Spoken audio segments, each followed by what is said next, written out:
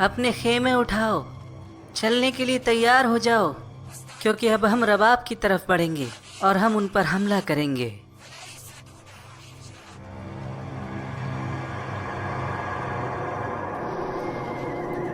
अगर सद्दीक ने मुझे इनसे लड़ने की इजाजत दी होती इससे पहले कि ये रबाब पर हमला करते, जिसमें ज्यादातर लोग मुसलमान हैं, मगर रबाब ने अब उनके साथ सुलहनामा कर लिया है।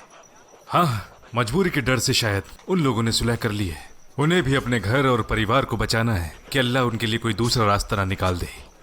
फवल्लाही मलिक, अगर मेरे हाथ आ जाता है तो उसका और उसके साथियों का बहुत बुरा हश्र करूंगा।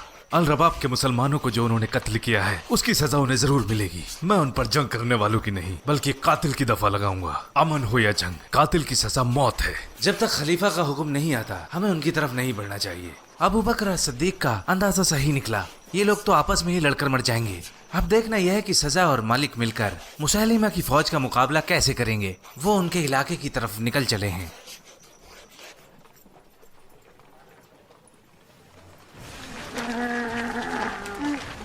यमामा की तरफ बढ़ो, तेज और जोशीले कबूतरों की तरह। ये खौफनाक जंग होगी जिसके बाद तुम पर कोई मलामत ना लगेगी।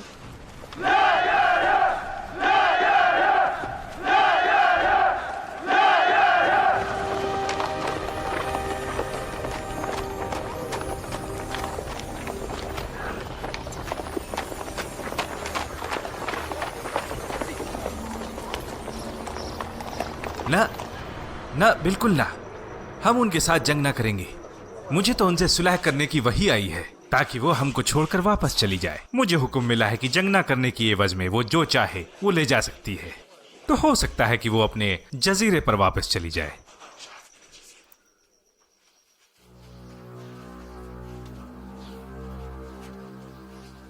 नीचे आओ और जंग करो। और तुम्हें लगता है ये किला तुम्हें बचा लेगा? अगर मेरे बस में होता तो मैं तुमसे जंग जरूर करता, क्योंकि मुझ में वो ताकत है। तो भला मैं तुमसे जंग क्यों करूं जबकि मैं दूसरों से बेहतर जंग कर सकता हूं। आओ किसी ऐसी बात पर राजी हो जाएं जो दोनों के लिए बेहतर हो। तो क्या चाहते हो? ये तभी तय हो पाएगा जब हम और आप मिलकर एक मुलाकात करें। नीचे आओ फिर। मैंने कहा आप और मैं अकेले। आप मेरी सलामती का वादा करें और मैं आपकी सलामती का वादा करता हूं। तब हम एक ऐसी जगह तंबू लगाएंगे जो ना आपकी फौज के हद में होगा और ना मेरी फौज की, क्योंकि जितना आप मुझसे डरती हैं उतना ही मैं भी आपसे डरता हूं। मुझे किसी का खौफ नहीं। तो ठीक है फिर।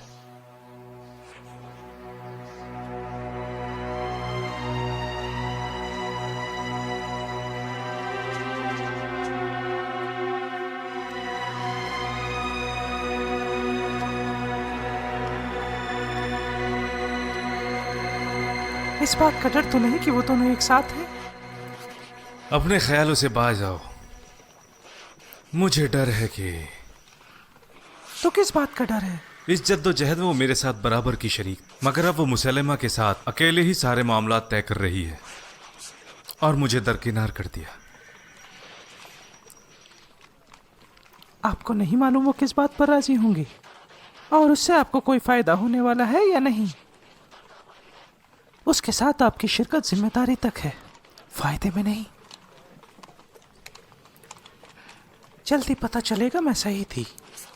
वो आपका पूरा इस्तेमाल करेगी खुद के लिए और अपनी कौम के लिए, और जब वो वापस जाएगी तो आपको छोड़ जाएगी सहारे खलीफतुर रसूलुल्लाह और सैफुल्लाह खालिद इब्न अल वलीद के। खलीफतुर रसूलुल्लाह, सैफुल्लाह, तुम उनकी तरफदारी कर रही हो लैला, जबकि मैं तुम्हारा खाविंद हूं।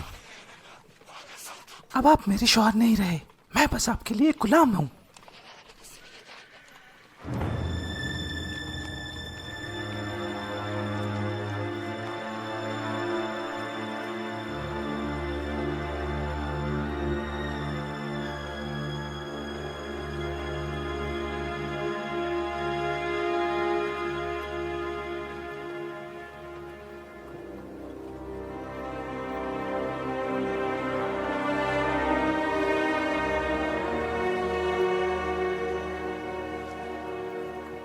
तो बताओ क्या चाहते हो? पहले ये तो पता चले कि आप क्या चाहती हैं, फिर मैं बताऊंगा कि मेरे पास क्या है। चलो आपकी वही से शुरू करते हैं। कुछ बताओ इस बारे में। क्या तुमने देखा नहीं कि हमने हमला पर क्या इनाम किया? वो उनसे एक जिंदा रूह को बाहर निकालता है और उन्हें बरकरार रखता है।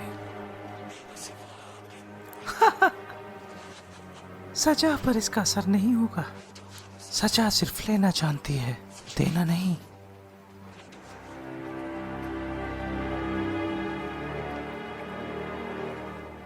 तो फिर ले लो, मैं आपको यमामा की पूरे साल की पैदावार देता हूं। आप चाहो तो अपना आधा हिस्सा भी ले लो और अपने कुछ आदमियों को मेरे पास छोड़ दो, ताकि वो बाकी का आधा हिस्सा मेरे पास से ले जाएं। वापस अपने वतन चली जाओ। अरबों से लड़ने का क्या फायदा? बताओ, मैंने सही कहा ना? ये तो बस एक पेशकश है, बात अभी खत्म नहीं हुई। और क्या? आप मुझसे निकाह करें और 3 दिन मेरे साथ बिताएं। इस तरह हम साथ भी हो जाएंगे और हमारा मुआहदा भी मजबूत होगा। उसके बाद हम अपने अपने रास्ते चले जाएंगे। हम खुशी खुशी साथ रहे और फिर खुशी खुशी अलग हो जाएंगे। मैंने मुसैलिमा से करार किया है, 1 साल की फसल की एवज में अपने खेमे उठा लो। अब हम लोग अपने घरों की तरफ रवाना होंगे। नस्द में हमारा काम खत्म हो चुका है। और हम तमीम, ये तुम्हारा मुल्क है, जो तुम्हें ठीक लगे वो करो। और हमारे मुआहदे का क्या, जो हमने साथ किया था? खत्म हो गए। हमने तुम्हारे साथ रबाब से जंग की जब तक उनके साथ सुलहनामा न हुआ। अगर कुछ है जो तुम्हें मुसैलिमा से चाहिए तो जाकर मांग लो। जल्दी करो, अपने खेमे उठाओ, सवारियां तैयार करो। हमें गनीमत मिल गई है, हम पर कोई मलामत नहीं। अब हम क्या करेंगे मालिक? हम अपने लोगों को छोटे ग्रोहों में बांट देंगे ताकि खालिद हम पे एक साथ हमला ना कर सके।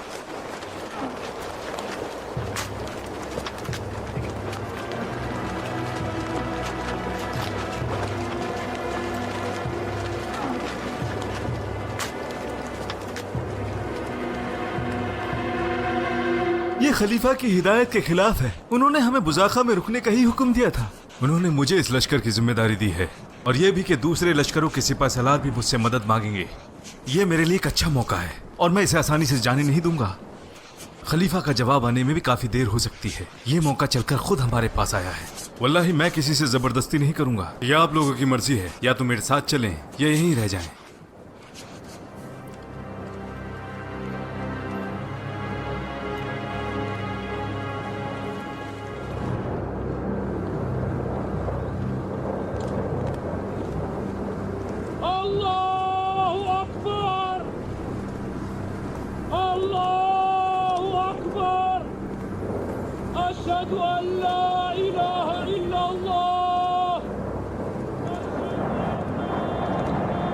अज़ान दे रहे हैं मालिक।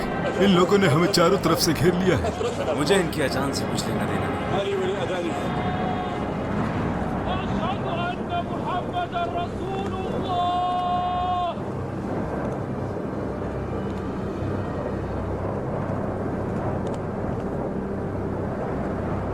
तो हमें लड़ना चाहिए। न हम लड़ेंगे न अजान का जवाब देंगे। तो फिर हम भाग जाएं। कहाँ भागेंगे हम लोग? तो फिर हमें क्या करना चाहिए? उनके आने का इंतजार करते हैं और पास आने पर हथियार डाल देंगे। फिर खालिद हम पर जो शर्तें लगाएगा वो हम उसके हवाले कर देंगे। वो क्या कहते हैं उसे? हाँ, ज़कात।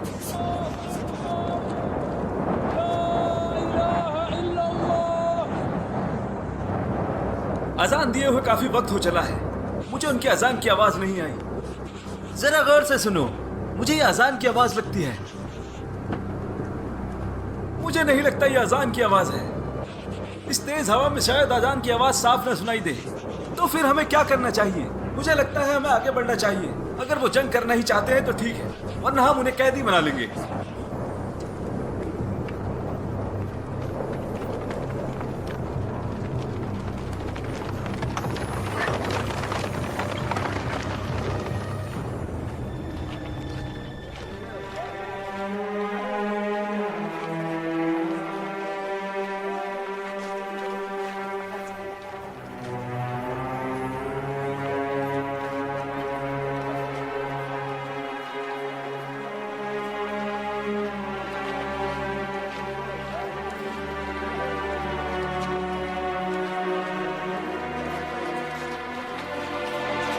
मैंने जाती तौर पर अजान की आवाज नहीं सुनी।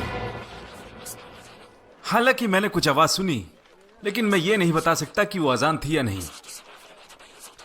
मेरा ख्याल है कि मैंने अजान की आवाज सुनी। तुम्हारा ख्याल है? हालांकि मैं पूरी तरह मुतमईन नहीं हूं कि वो अजान ही थी, क्योंकि हवा बहुत तेज चल रही थी और देखो, शक हकीकत की जगह तो ले नहीं सकता। या अबा सुलेमान, कुरान की आयत इस बारे में कुछ और ही बतलाती है। किसी के बारे में हुक्म और फैसला करने में शक मुलजिम के हक में शुमार किया जाता है, ना कि उसके खिलाफ। लेकिन जब हमने उनको घेरा तो उन्होंने अपने हथियार डाल दिए और खुद को हमारे हवाले कर दिया। अगर उन्होंने अजान का जवाब ना दिया होता, जो कि हमारी तरफ से की गई थी, तो ये उनकी तरफ से एक जंग की अलामत होती। मेरा ख्याल है कि तुम लोग इसलिए उसकी पैरवी कर रहे हो क्योंकि वो कौम का सरदार है। वल्लाही मैं एक सरदार और एक गुलाम में कोई फर्क नहीं करूंगा। हमारा मतलब वो नहीं था अबा सुलेमान। हम सिर्फ एहतियात बरतना चाहते हैं ताकि हमारे हाथों नाहक किसी का खून ना हो जाए। भला इससे बड़ा जुर्म और क्या होगा कि उसने पहले ज़कात देने से इनकार कर दिया और फिर उस जादूगरनी सजा की इताअत की और फिर उसके साथ मिलकर जंग की रबाब से, जिसमें उसकी कौम के बहुत से मुसलमान शामिल थे, और फिर उसने इनकार किया मोहम्मद सल्लल्लाहु अलैहि वसल्लम का और कत्ल किया मुसलमानों का।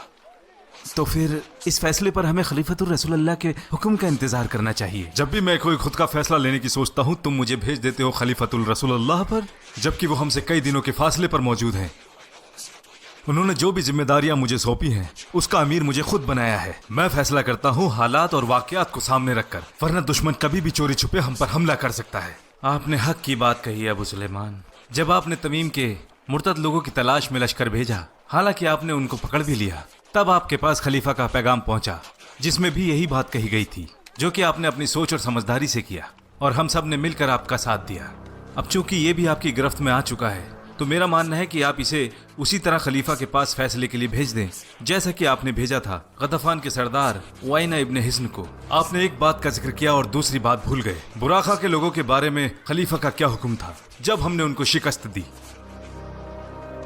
कहा कि उनकी कोई बात तब तक न मानना जब तक कि वो मुसलमानों के कातिलों को तुम्हारे हवाले न कर दें, और जब वो उन्हें तुम्हारे हवाले कर दें तो तुम उनका कत्ल कर दो। और मलिक इब्न नुवैरा भी उसी जगह पर खड़ा है। एक कातिल का बदला कत्ल है, चाहे वो मुसलमान ही क्यों ना हो।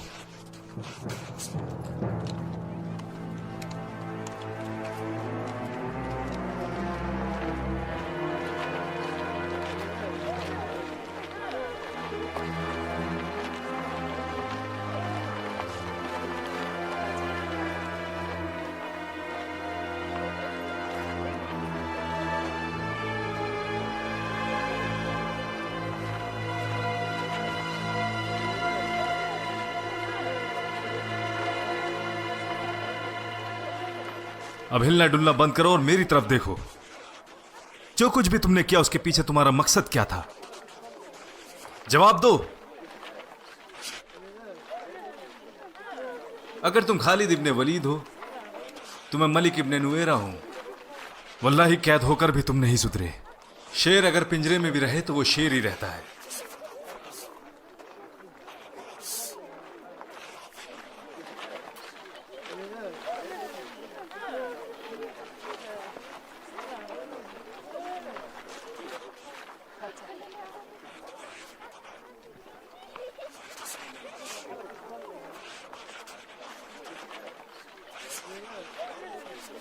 मेरे पास तुम्हारे खिलाफ पुख्ता सबूत हैं।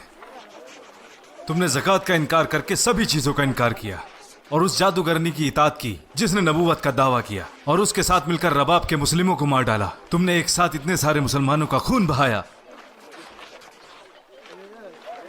इसके बावजूद भी मैं पूछता हूं, ज़कात के बारे में क्या कहते हो? अगर नमाज की बात है तो अगर तुम चाहते हो तो मैं करूंगा। मेरा चाहना या अल्लाह के हुक्म से? क्या तुम अल्लाह के लिए नमाज नहीं पढ़ोगे? अगर मैं अल्लाह के लिए करूंगा तो इसका इल्म सिर्फ अल्लाह को होगा, जबकि तुम उतना ही जान पाओगे जितना मैं जाहिर करूंगा। मैंने तुमसे ज़कात के बारे में पूछा है। अगर ज़कात की बात है, वल्लाही मैं तुम्हें ही नहीं दूंगा। जहां तक मेरे माल की बात है, मैं इसे जैसे चाहे वैसे खर्च करूंगा।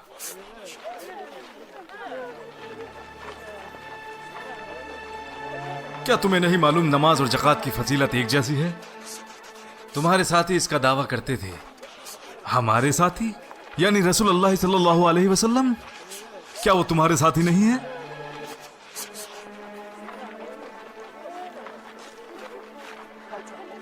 ये एक बदकार इंसान है, इसका सिर धड़ से उड़ा दो।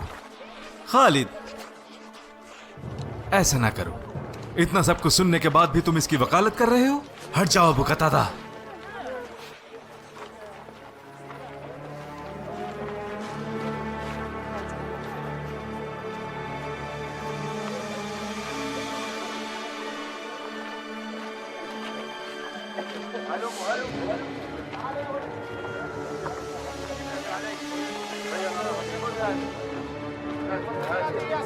या वल्लाही उस इंसान ने ऐसा कुछ भी नहीं कहा जो उसे कुफ्र की तरफ ले जाए। और जहां तक अल रबाब में मुसलमानों के कत्ल की बात है, वो महज एक जंग थी और फिर उन्होंने मलिक के साथ सुलह की और जंग रोक दी गई। मैंने खालिद को मशवरा दिया कि उसे कत्ल ना करे, लेकिन उसने इनकार कर दिया और इस पर अब्दुल्ला इब्न उमर भी मुझसे इत्तेफाक रखते हैं। इससे पहले मैंने गवाही भी दी थी कि मैंने उन लोगों की तरफ से अजान सुनी है। मुझे ऐसा महसूस हुआ था, लेकिन बाकी लोगों ने मेरी बात को नकार दिया। उसको कत्ल करने के बाद उसने उसकी बीवी उम्मे तमीम से शादी कर ली। वल्लाही अपने आप में एक बड़ी बेगैरत बात है। और जब उसने ऐसा किया तो मैं आपके पास शिकायत लेकर आ गया। क्या उसकी इद्दत मुकम्मल होने के बाद उसने उसके साथ शादी की? क्या इसमें उस औरत की मर्जी भी शामिल है या उसने? खालिद ने उसे उसके शोहर के साथ बंदी बनाया था, तो उस औरत की हैसियत भी एक कैदी की हुई कि वो इस काबिल रही होगी कि अपनी नाराजगी जाहिर कर सके।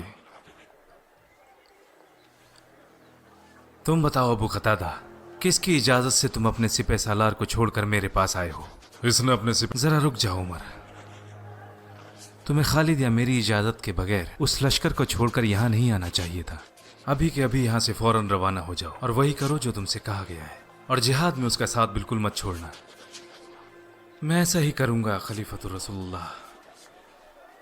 क्या बात है अबू बकर, आप अबू कतादा पर कुछ ज्यादा ही सख्त थे। जिस वजह से वो यहाँ आया था उसको तो आपने नकार ही दिया। ये जंग का वक्त है और इस मामले में हमें सिपाहियों की हौसला अफजाई नहीं करनी चाहिए उनके सिपह सालार के खिलाफ, वरना लश्कर का निजाम तबाह हो जाएगा, जबकि दुश्मन उन पर बराबर नजर रखे हुए हैं। अगर आपका बेटा अब्दुल्ला भी अबू कतादा की जगह शिकायत लेकर आता तो मैं उस पर उससे ज्यादा सख्ती करता। और खालिद, उनके साथ आप क्या करने वाले हैं? क्या उसे सजा देंगे? किस बात की सजा? ऐसे इंसान का कत्ल करने पर जो ना सिर्फ एक कैदी था बल्कि पूरी तरह से काफिर भी नहीं था। हालांकि उस इंसान ने अपनी जबान से कुछ नहीं कहा, लेकिन उसकी हरकतें ऐसी ही थी। और आप उस जादूगरनी सजा के बारे में क्यों भूल रहे हैं जिसने नबूवत का झूठा दावा पेश किया? चलो मान लेते हैं कि वो सब कुछ छोड़कर इस्लाम में दाखिल हो गया, तो क्या उसने ज़कात की अदायगी से इनकार नहीं किया? हाँ, लेकिन उसने इस बात से इनकार नहीं किया जिससे वो काफिर बन जाता। तो रबाब में मुसलमानों के कत्ल का क्या? तो क्या हमने खालिद को भेजकर वहाँ गतफान और असद के उन लोगों को सजा नहीं दी जिन्होंने मुसलमानों के कत्ल को? वो एक जंग थी जैसे अबू कतादा ने कहा, फिर दोनों गिरोह में सुलह हो गई और जंग रोक दी गई। इसके अलावा आपका फैसला सुने बगैर उसने जल्दी क्यों की जबकि आप मौजूद हैं? बल्कि उसको तो बुदाका छोड़कर मलिक और तमीम के मुर्तद लोगों के साथ जंग लड़ने के लिए नहीं जाना था, क्योंकि आपने तो ऐसा कोई पैगाम नहीं भेजा। लश्कर का सिपह सालार हर बात में मेरी हिदायत मांगे, ये मेरी हिकमत अमली में नहीं, बल्कि उस वक्त के हालात और वाकयात के मद्देनजर आपसी मशवरे के जरिए उन्हें अपने फैसले लेने का पूरा हक है। अगर वो सही रास्ते पर हैं तो उन्हें दोगुना सवाब मिलेगा, और अगर गलत रास्ते पर हैं तो इसका अजर मिलेगा। और इस सूरत हाल में मामला इतना संगीन नहीं है जो हमारे बीच सवाल और जवाब में हुई देरी से होता, जबकि दुश्मन बहुत करीब है। ये मेरी हिकमत अमली नहीं है। सिपह सालार के अमाल की सारी जिम्मेदारी आप पर होगी, क्योंकि आप हम सबके अमीर हैं। हम में से हर कोई उस काम का जिम्मेदार है जो उसको सौंपा गया है, और अल्लाह को उसकी जवाबदेही है। अगर वो आपसे मशवरा लिए बगैर अपने फैसले लेते रहे तो मुझे डर है कि बहुत जल्द किसी भी फैसले में वो आपसे कोई मशवरा ना करेंगे और उन्हें आपकी जरूरत नहीं पड़ेगी। देखो उमर, वही का सिलसिला अब खत्म हो चुका है जिसमें शक की गुंजाइश बिल्कुल नहीं होती थी। जहाँ तक हराम और हलाल की बात है, अल्लाह ने हमें साफ कर दिया है, और रसूल अल्लाह ने इस बात को वाज़ेह किया है कि हमारे सामने सब कुछ ज़ाहिरी तौर पर साफ हो जाए। जहाँ तक दुनियावी मामलात की बात है, जिनसे लोगों के सियासी मामले भी जुड़े हैं, तो हमें अल्लाह से डरते रहना चाहिए, एक दूसरे से मशवरा करना चाहिए, राय लेनी चाहिए, और अल्लाह से दुआ करें कि वो हमें सही फैसले लेने में हमारी मदद करे। मैं तो यही चाहता हूँ कि मुश्किलों के वक्त हम जो भी फैसला लें वो बिल्कुल ऐसा हो जैसे सुबह का उजाला, और गलत इतना वाजे हो जैसे रात का अंधेरा, ताकि हम में कभी भी इख्तिलाफ बाकी न रहे। लेकिन दुनिया के मामलात ऐसे नहीं होते। अगर हम हर मामले में सही फैसला लेने की कुव्वत रख पाते तो अल्लाह हमें मशवरे का हुक्म ही क्यों देता? जो अल्लाह ने हम पर फर्ज किया है, क्या कोई उस पर मशवरा करता है? जैसे नमाज, रोज़ा और ज़कात। ये दुनियावी उसूल है कि लोगों में मुख्तलिफ इख्तलाफ होंगे। अल्लाह ने अपनी मखलूक के लिए मुख्तलिफ कर रखा है, मगर इख्तलाफ की सूरत को तक़वा और मशवरे के ज़रिए काबू किया जा सकता है। और इस तरीके से राय में इख्तलाफ तंज की सूरत इख्तियार नहीं करती।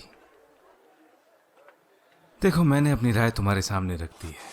हो सकता है तुम्हें मेरी राय से इख्तिलाफ हो। दोनों के अपने दलाइल हैं, कहीं मजबूती है तो कहीं कमजोरी है। मैं अल्लाह का शुक्र अदा करता हूँ जिसने उमर को अता किया मेरी मदद के लिए, ताकि दोनों की राय मिलकर एक सही फैसला सामने आए। ठीक है, ये अमीरों और सिपह सालारों के अमालों के बारे में बात थी, लेकिन खालिद ने जो मलिक को मारकर उसकी बेवा से शादी की, उसका जवाब अब तक नहीं मिला। मैंने इस पर आपसे काफ़ी बहस की।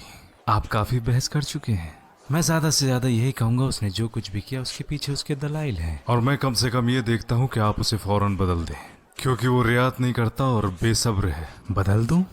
माज़अल्लाह, वल्लाही मैं उस तलवार को कैसे झुका दूँ जिसे खुद अल्लाह ने कुफार के खिलाफ उठाया है। क्या बात है उमर, तुम खालिद पर इतने सख्त क्यों हो? क्या तुम्हारे बीच कोई पुराना मसला है?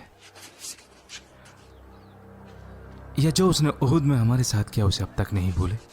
इस्लाम पहले की सारी खता माफ करता है। इस्लाम में दाखिले के बाद रसूलुल्लाह ने उसको वही मुकाम दिया जो उसके लिए मौजूद था। ना वल्लाही मेरी उससे कोई आपसी रंजिश नहीं है। आप जानते हैं कि वो मेरा खालाजाद भाई है बनी मखजूम से। मुझे तो उसका बचाव करना चाहिए, लेकिन मैं मुसलमानों के मसलों को तरजीह देता हूँ। और मैं भी यही करता हूँ इंशाअल्लाह। चलो मान लिया उसे हालात की सही जानकारी नहीं थी, तो क्या सज़ा के तौर पर मैं उसे हटा दूँ? वल्लाही अगर मैंने सैफुल्लाह को लोगों से दूर किया तो ये सारी मुस्लिम जमात के लिए सज़ा होगी। मैं उनको एक ऐसे जंगी सिपह सालार से महरूम कर दूं उस जैसा शायद ही सारे मुसलमान और अरबों में कोई हो। और बनु हनीफा के खिलाफ जंग में खालिद की जगह कौन ले सकता है, जबकि पहले उन्होंने इक्रिमा को हराया और बाद में सुराबिल इब्ने हसना को। वल्लाही मुझे इसी बात का तो डर है, फिर लोग कहेंगे कि खालिद की जगह कोई नहीं ले सकता। इससे धीरे धीरे उन पर लोगों का गुमान बढ़ जाएगा और जल्द ही वो उनकी इबादत शुरू कर देंगे। अगर वो खलीफा के हुक्म के खिलाफ हुक्म देंगे तो लोग मानेंगे। शक और गुमान से फैसले ना करो उमर, और ना ही उस पर राय कायम करो जो हुआ ही ना हो। हम में से कोई भी दुनियावी फितने से महफूज नहीं है। इसका फैसला अल्लाह क़यामत के रोज़ करेगा, लेकिन हर हाल में हमें बेहतरी की कोशिश करनी चाहिए। अल्लाह के हुक्म से यमामा की तरफ बढ़ो। मैं तुम पर बड़ी जिम्मेदारी सौंप रहा हूँ। अल्लाह से डरो जिसका कोई शरीक नहीं है। अपनी हिफाजत करो खालिद इब्ने अल वलीद, और अपने बर्ताव में थोड़ी नरमी लाओ।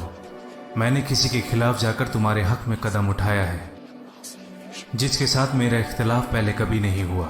जब तुम बनी हनीफा की फौज देखो तो उनके हालातों का गौर से जायजा लो इंशाअल्लाह, क्योंकि तुमने पहले कभी ऐसी फौज का सामना नहीं किया है। वो सारे आपके खिलाफ हैं और उनका मुल्क भी बहुत बड़ा है। जब आप उनके करीब पहुंचे तो सारे इख्तियारात अपने हाथ में ले लें।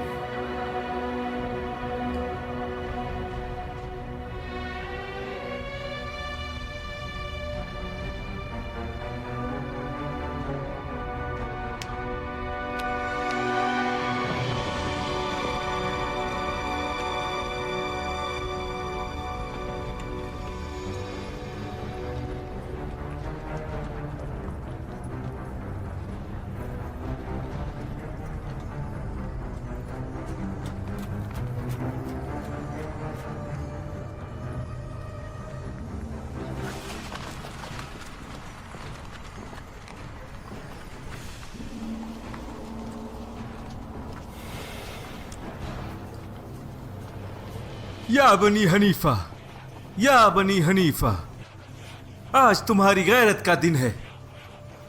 अगर तुम्हें शिकस्त मिली तो तुम्हारी औरतों को बांदी बना लिया जाएगा, तुम्हारे बच्चों को यतीम कर दिया जाएगा।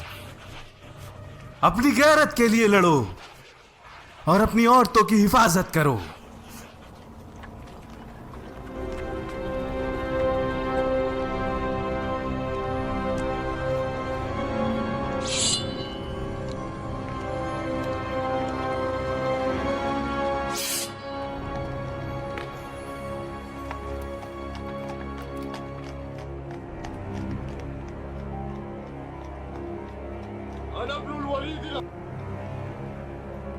मैं खालिद इब्न अल वलीद हूं।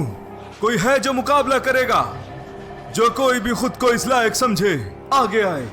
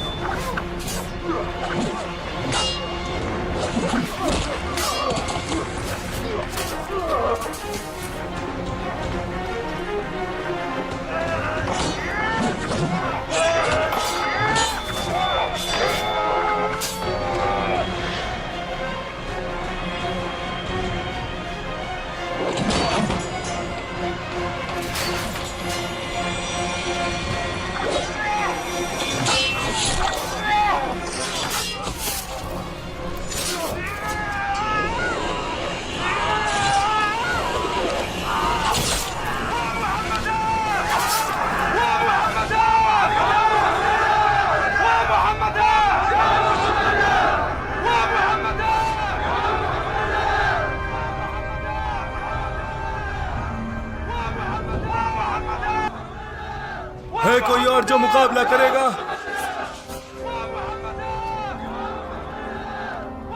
क्या हुआ? क्या तुम्हारे सारे बहादुर मारे गए? क्या कोई भी मुकाबले के लिए नहीं बचा? ठीक है, फिर मेरी बात गौर से सुनो या मुसैलिमा। मैं तुम्हें और तुम्हारी कौम को एक मौका देता हूं। हक को मान लो और आज सबके सामने तौबा कर लो और मेरे साथ दोहराओ अशहदु अल्ला इलाहा इल्लल्लाह व अन्ना मुहम्मद रसूलुल्लाह। और यह भी कि तुम अब तक कुफ्र और गुमराही में थे। अगर तुम अल्लाह और उसके रसूल और खलीफतुर रसूलुल्लाह की इताअत करते हो तो मैं वादा करता हूं कि जंग यहीं रोक दूंगा और तुम्हें माफ कर दूंगा। बोलो क्या कहते हो?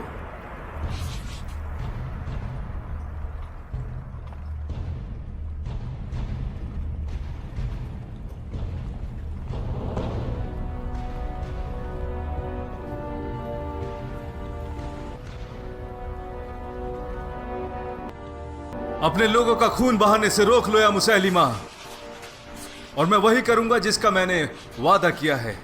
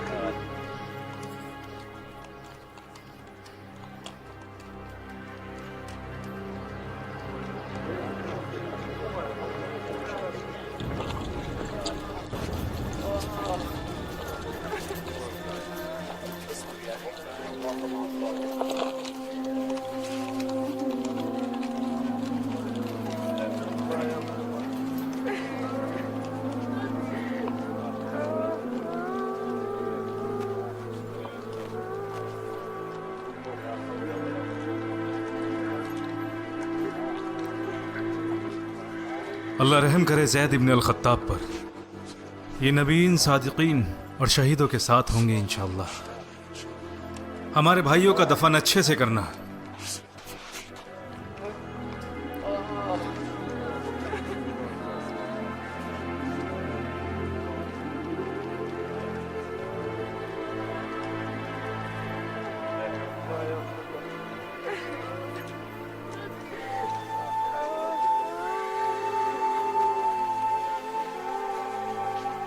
आपको जन्नतुल फिरदौस में आला मकाम मिलेगा इब्ने सुहेल, इंशाअल्लाह। आपने अपनी जिम्मेदारी पूरी की और सुपुर्द खाक हो गए। रसूलुल्लाह भी वफात के वक्त आपसे राजी थे। अच्छे से दफनाना।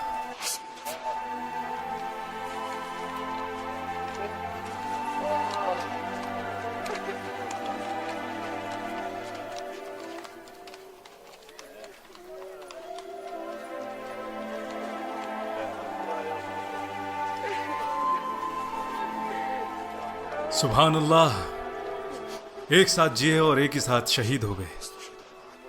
क्या ही शानदार इंसान थे अबू हुदैफा इब्न उतबा और आप हामिल कुरान सालिम। अल्लाह के सामने दोनों की गवाही दूंगा।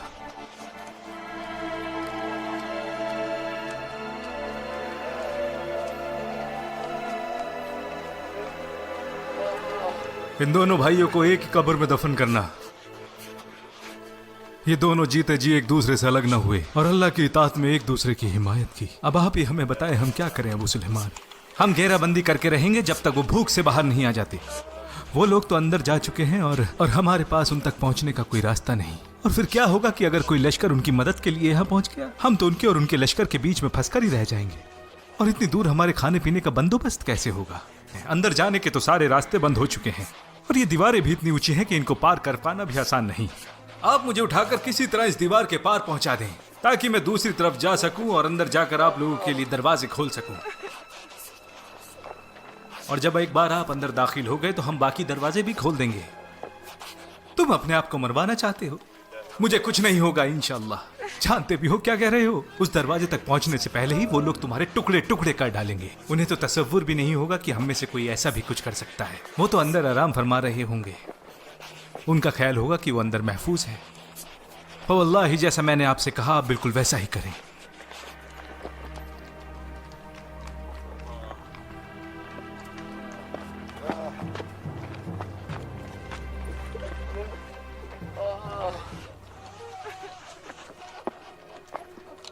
आपका बेटा हबीब जंग में शहीद हुआ है उम्मे इमारा। हमें आपसे हमदर्दी है। वो जो कुछ देता है और जो कुछ लेता है सब अल्लाह का है।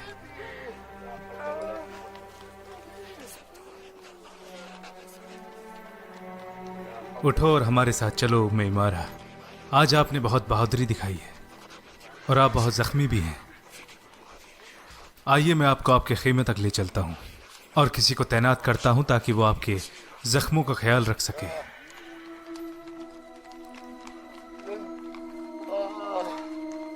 आइए अल्लाह आपको हिदायत दे।